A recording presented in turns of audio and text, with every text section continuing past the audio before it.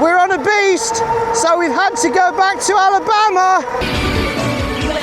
190 combined Newton meters. This should absolutely beat everything up the hill, but Sandy Lane does not lie. It feels fast. It feels very, very fast.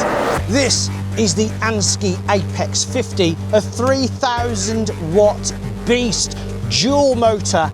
This could well become the fastest bike we've ever had up our hill climb. Will it beat the Ridstar? Keep watching to find out. Yes, this is the dual motor monstrosity, the Andsky, or Andsky, I'm not sure, Apex 50. And it is, well, another beast. So much so that they weren't sure if they could go or not. And they couldn't. Because apparently this bike can do 35 miles per hour. We'll see about that. I'm only in single motor mode and it already feels really fast. So a few stats about the bike then. It's got 2,000 watt motors. They both peak at 1,500, so that is a combined, and I know you can do the maths, but 3,000 watts peak. That's mad. And we're on our way to the hill climb, where this has got 2 times 95 Newton meters apparently, torque. Based on those stats, it should get up the hill the fastest. Now you might hear a bit of noise, which is kind of annoying me, from the brake discs. I thought I'd fixed it. When I put it on, it was rubbing, but yeah, it's still rubbing. I just couldn't hear it when the wheel was going slow. Before we get to the worst road in Wolverhampton, let's just see how it come together. It's a big box. The packing. In the box is a 3-amp charger, a light, a drinks holder, pedals, wing mirrors, a nice looking foot pump, manual, tools and zip ties. And also this big bag containing phone holder, and which is also a bag, and a lock. Don't forget to tighten this stuff up. And this. Boop. Get the pedals on. No. Get them. Get the mudguard on. Now like this, if you're a bit like me and you're paranoid your wheel's going to fall off, this is going to make sure that it actually never will. I mean, it's unlikely anyway, but it's just that extra bit of peace of mind. Screw these in and then put the wheel on as normal. And that way, if this ever gets a bit loose, it's still not going anywhere. Woo! Don't forget to plug the motor in and give it a big old push once you know it's lined up. Otherwise you'll wreck it. Okay, so there was a little plastic clip on there. That'll just come off. So that means the wire can just rest in that little groove, just like the bottom one already does. And then you can get the zip tie in here and then poke it in there and then pull it.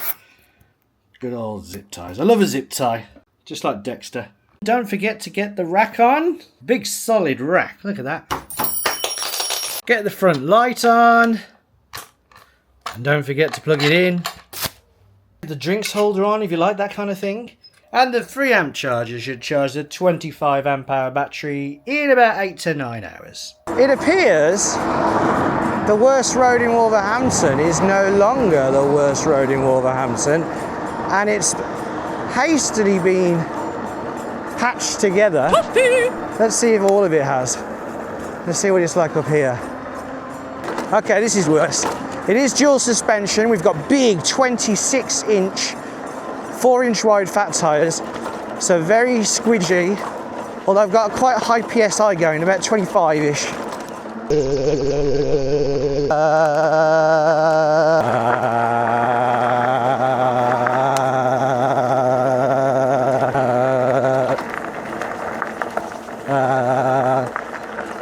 It's quite airy actually. You know, it wasn't the smoothest considering it's got rear suspension and big fat tyres. I've had smoother, but where it kind of counts on the roads, it's all right. It's one of them bikes, because it's got the big fat tyres, you could take it off-road, but it's not necessarily an off-roader, not like a proper mountain bike. It's definitely a commuting style over any terrain kind of bike rather than a proper off-road bike. But yeah, you could do it. Weirdly, the bike sometimes wants to not give as much power as you would expect. We have got indicators on the back, but I'm not going to use them because they're really dull. There's nothing on the front, so I'm still going to wave my hands around. See that pulling away? It's not amazing, but we are still single motor. Right, let's just have a look at the modes that we've got before we take this hill climb. We've got to learn a driver who's stopped for their hill climb as well. It's got a twist throttle, and you can see the back wheel goes around. 35 miles an hour, obviously with no load. Press the I button, and it goes to P2, and I believe that wants to be the front wheel motor. Now the front wheel doesn't activate the speedo. Okay, so when you are in front wheel drive only, the speed does still work because the back wheel's going around, so it just measures how much the back wheel's going around. Right, press it again. P3 is both. The front wheel kicks in a bit afterwards. If I press it again, P0, what's P0? Okay, so I'm going to assume that P3 is the best one. 190 combined Newton meters. This should absolutely beat everything up the hill, but manufacturer's specs, they can say whatever they want. Sandy Lane does not lie. 3, 2, 1, go. Okay, good start. Dual motor, good start. Much better than a single motor dual start. Right, it's going well. We won't need to cut this one. 25 miles an hour, 26 miles an hour. It's going well. Slowing down a bit.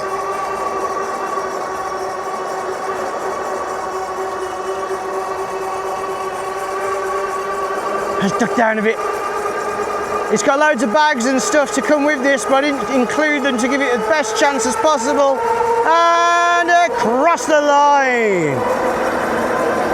And the Andsky Apex 50 lands in third place with a very good time of 38 seconds, but still 5 seconds slower than the Ridstar, which is still king of the hill. It looks like the slower initial acceleration and the extra weight of the Andsky made the difference. Oh, I didn't mention the weight yet, did I? Now, apparently this is 44.5 kilograms, but I have got the bag on now, and that's full of the stuff in there. I'm not sure it's 44.5, not including the accessories like mudguards or even the battery, which is massive, but I don't, I've put it on the plinth. I'm not sure where I can hold this up, but oh my God, 1, 2, 3, 4, 5, bloody hell. That is the heaviest bike I've ever had to lift up. I'm gonna have to have a bit of Right, let's see what kind of speed we can get up to. Dual motor. So the speedo says 32, 34. Oh, you kind of cut out at 35 then, like it's electronically limited. Right. 35 miles an hour. Well, I've got my GPS on me. Yeah, that's what I thought. It seems that, just like a car actually, the speedo is doing about 2 miles per hour more than GPS. So whilst it says 35, we're actually going more like 33, which still is a good speed, but not 35, which is what they say on the website. But maybe if you were lighter, you could get up.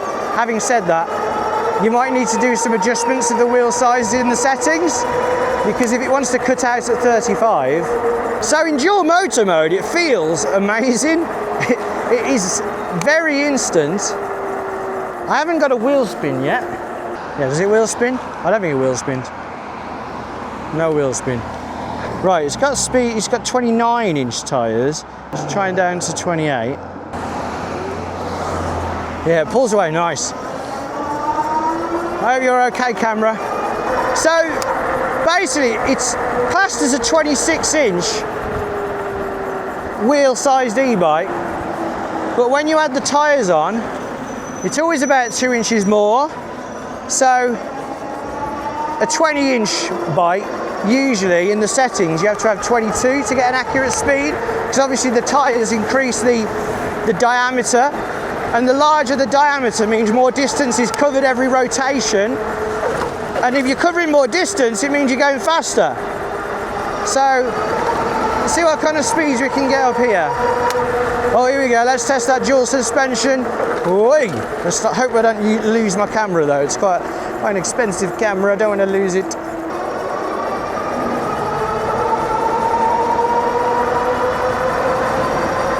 It feels fast. It feels very, very fast. I nearly forgot to do this, so I had to go back and do it, and no doubt I'll forget in the future. But here is the 0 to 15 test. 0 to 15.5 test. So here we go. 3, 2, 1, go.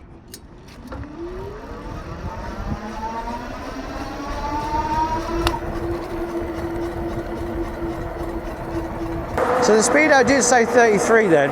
Looks like we've got a learner here. It does pull extremely well up hills. I haven't talked about the sensor. It's got a cadence sensor, and that means that as soon as the bike detects that you're pedaling, it gives you the power. Now the throttle, let's just put in pedal assist 1. The throttle matches up with the pedal assist. So as you increase the pedal assist, the throttle speed increases too. The cadence sensor takes about a full cycle to kick in, which is about standard for a cadence sensor. But when you've got a throttle that activates instantly, it doesn't matter at all. To be honest, on a bike like this, which we've had to go to Alabama for, which is dual motor, blatantly not really sticking within the laws if you're in the UK. Like, if you can see a front motor, that's going to be a bit of an alarm bell for any police person that knows anything. Let's just see if we can actually reduce the speed limit to, let's say, 15. Okay, so speed limit is reduced to 15. Let's see if it stops at 15. It never really, these speed limit things never seem to work. 16, 17, 18. So it's kind of cut out at 18, which is weird. But let's take the GPS out, because the speed is sort of reduced to 15, kind of. It seems to accelerate a bit more. So if you were desperate to have one of these and to try and use it, not in America or Alabama, you could reduce the speed, so it kind of does lock to 15. Get rid of the throttle. If you can get past the fact that it doesn't work without a key, I think maybe if you just got rid of it and unplugged it, it'd probably bypass the key thing. But I'm not entirely sure, so don't quote me on that. But yeah, you could. It is reducing the speed, but who's going to buy this bike to go at 15 miles per hour? Not anyone I'd know. You just buy a legal e-bike for a lot cheaper, wouldn't you? So basically, it's not a bike that you want to pretend is legal. Only buy this bike if you want a really fast bike. And it is a fast bike! Bloody hell! No one, come in. I'm going to do a brake test of this. Just slow down a bit. I'm doing 23. Well, that was good. I think the brakes have bedded in a bit now. 6, 7, 8, 9, 10. Well, it's 23 miles an hour, so I was going a bit faster than I usually go. Right, the brakes are hydraulic, 180mm discs, and they appear to be working quite well now. And it's a comfortable bike. The saddle feels nice at the moment. Quick release. Let's see what kind of people can fit on this bike. Right, how tall you got to be to get on this bike? Now, something about this bike, it's actually quite hard to get on. It's a very long bike. It reminds me of like old World War II motorbikes that you often see in Indiana Jones films. So get your leg out of the bag. Obviously if the bag's not there, you don't have to do that. The bag is really cool, by the way. It's not officially coming with the bike, but right now you can get it free with the bike as part of a Father's Day thing. Anyway, I'm flat on the ground. If ideally you want to be like that, me being 5'9", I'd say you'd probably be okay if you were about 5'6" on this. Probably a bit shorter than that, you'd struggle. Right, there's the maximum. Can I get on? Just about.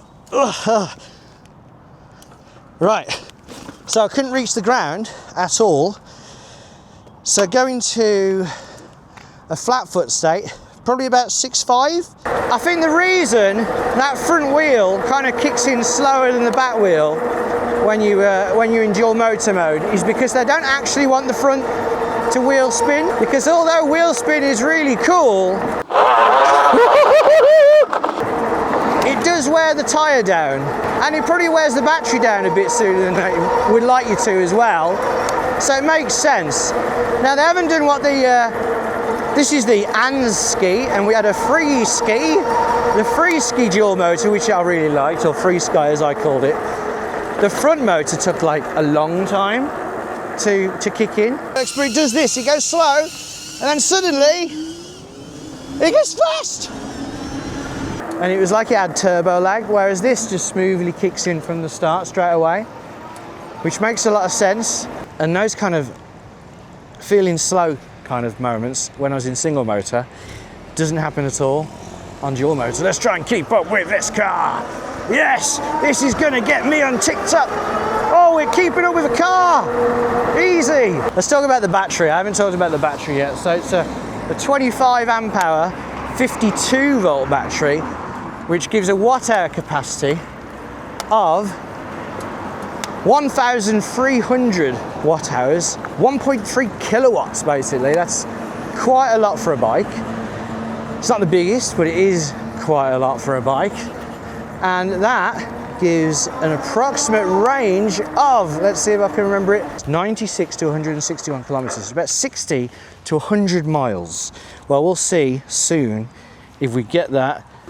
Now let's have a quick look at that battery, because although I'm very much enjoying this bike, the battery did throw up a bit of an issue when trying to remove it. We need the key, and obviously we've got two keys. We've got an ignition kind of key. It's not really ignition, it doesn't ignite anything, it just turns it on, which that has to be on. So what I've done is, you get two spares for each, and I've combined one battery, one ignition for each one. So one set of keys, which is nice. So I can just turn it, put it in there, turn the key, and then lift it off, which right now seems fairly, no it's not, hang on. It should be easy, there we go. Now that was more difficult than it should have been. When I first got the bike, it was ridiculous. Here is the big massive battery, by the way. But anyway, this, I couldn't get it off for ages. Now the problem is, this bit here was set too high, so there was not enough room. This gets in the way here, and this top gets in the way to get it off, which resulted, annoyingly, in a little crack in the plastic. It doesn't actually affect the electrics or anything like that. There, which had to be done to get it off. And then once I got it off, then I could adjust this and bring it down as far as it could be.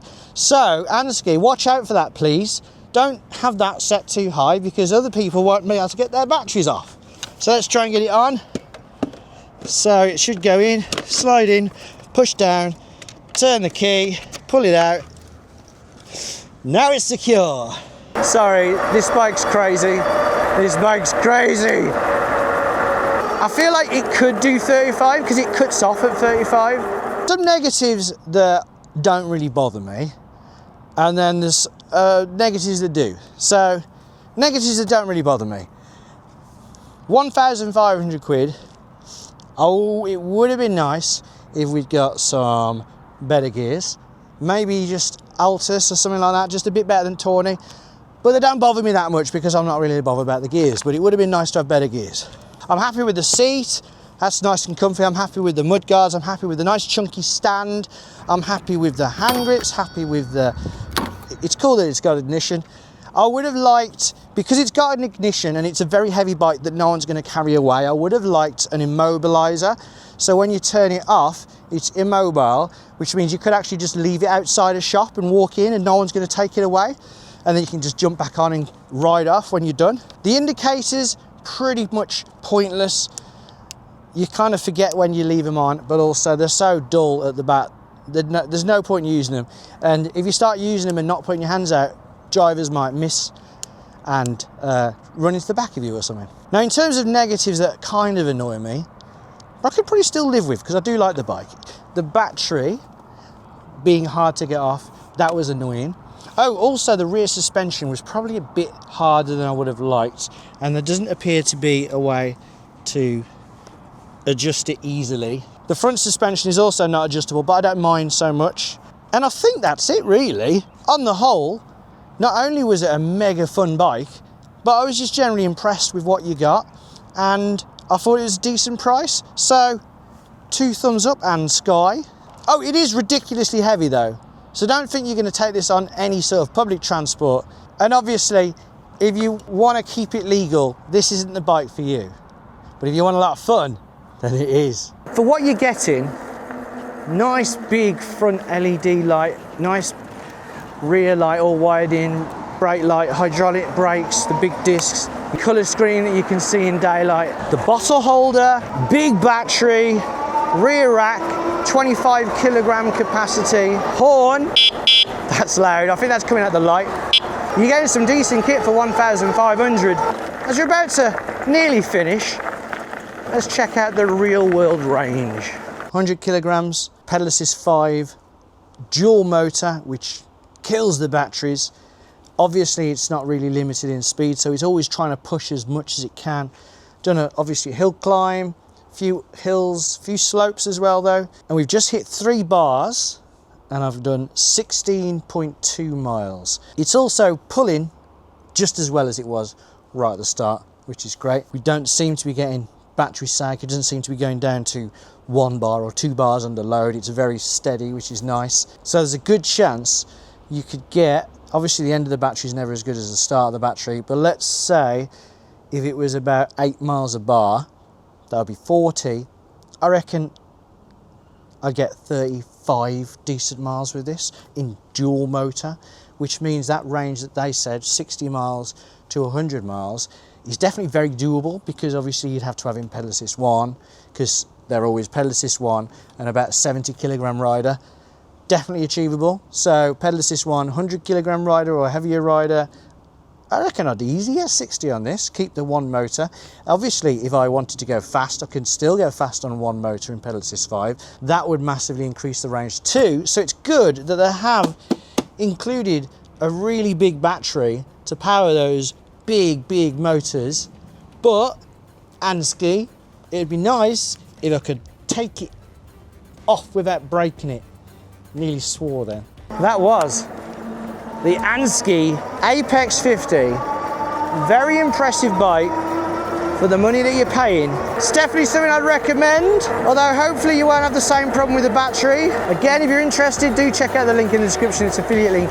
If you do use it, it will help the channel with a bit of commission, but you will not have to pay any extra, and you'll still go to the exact website that you would have bought it from anyway. And thanks for watching, and until next time, ride safe.